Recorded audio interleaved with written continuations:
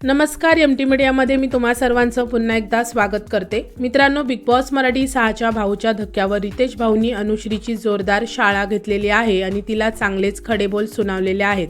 मित्रांनो, अनुश्रीने या आठवड्यात असा गेम खेळला ज्याच्यामुळे तिच्यावर आता विश्वास ठेवायचा की नाही हा प्रश्न घरातील सदस्यांना पडलेला आहे।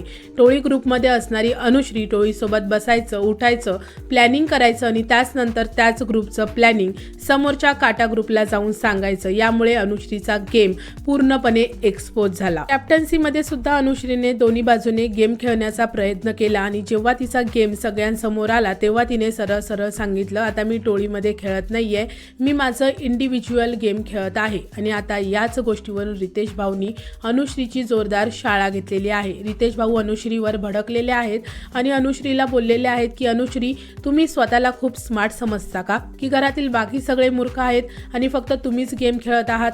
एका ग्रुपमध्ये बसायचं, त्यांचा विश्वास जिंकायचा आणि त्यांच्याच पाठीमागे जाऊन दुसऱ्या ग्रुपला माहिती द्यायची। हा गेम नाहीये, हा विश्वासघात आहे। इंडिव्हिज्युअलच्या नावाखाली तुम्ही डबल गेम खेळलेला आहे। तुम्ही कोणाच्याच बाजूने नव्हता, तुम्ही फक्त स्वतःच्या फायद्याच्या बाजूने होतात। अशा पद्धतीने पुढे जाऊन तुम्हाला खरंच वाटतं का की लोक तुमच्यावर विश्वास ठेवतील?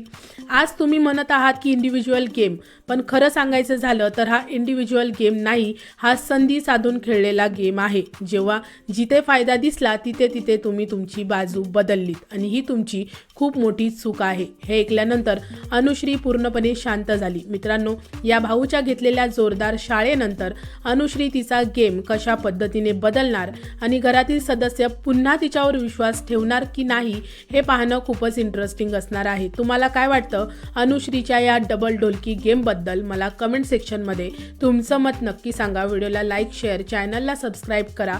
भेटूया परत अशाच एका नवीन अपडेटमध्ये। धन्यवाद।